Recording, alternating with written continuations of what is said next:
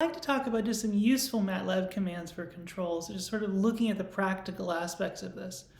So if you've actually gotten a chance to go through lots of different control theory and so forth, you're very, very used to seeing linear equations, the typical linear equations where you have an A matrix that deals with your state variables, you have a B matrix dealing with the inputs, C's are how you're actually measuring it, and then D is if you had some feed through from the original input into the output. So all of that's a possibility. Now these things could also be time varying quantities.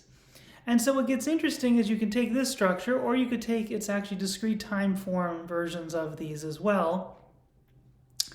And when you start working through all the questions about controllability, or being able to say, is it observable? Or am I able to create sort of an optimal controller? Or if I'm able to create an optimal estimator? What you realize really fast is that there's some pretty large matrices that happen. And in fact, there's a couple matrix solutions that you have to solve that can be pretty hard, particularly things like a Riccati equation, which is basically a quadratic equation for these four matrices. And the question then becomes, yeah, okay, this just becomes very painful. Fortunately, we have these really, really good calculators called computers. Things like MATLAB that have already thought through and built like functions for all of this. And this is one of the really beautiful aspects of it. And for, many people know things in MATLAB where, you can look at what is an eigenvalue analysis, or what's the rank of a matrix, or even SVD, and circular value decomposition of a matrix A, which doesn't have to be a square matrix, and so you can get some behavior of that.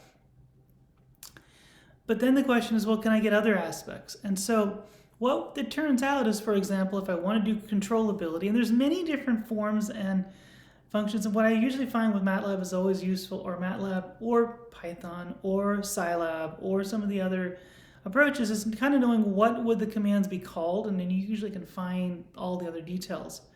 Because most people all know that you can usually start by saying, hey, if I type help, I'm in pretty good shape. But if you don't know that, great, you now do.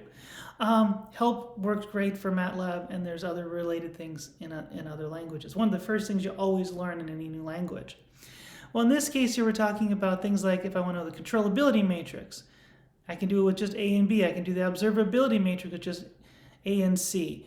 And I could also then, if I want to solve for LQR, the basic linear quadratic regulator, so the optimal regulator function, I can actually put in what is my A, my B, Q and R. Q and R are the cost matrices that you're used to seeing for setting up a Riccati problem.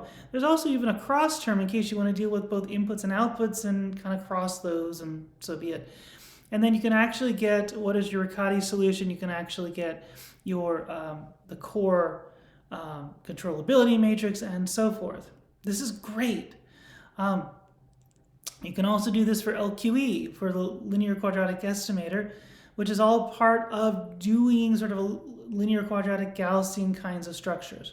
There are things in terms of, you can even do there's some more pole aspects if you're trying to deal with some of the robust control questions. You can also do this from defining it as a system, and there's actually a whole structure to define a system as an A, B, and a C, and a D matrix, and then you can do that. One of the cool things is you can actually have things that immediately just give you the step response of a system. And it's great. And there's some other remaining things that also will help you on the frequency dynamic of these systems as well. Things that find gradients, things that find other aspects. There's a whole bunch here, and I think usually the starting pointers get you a long way into what you're trying to look for in most of these systems.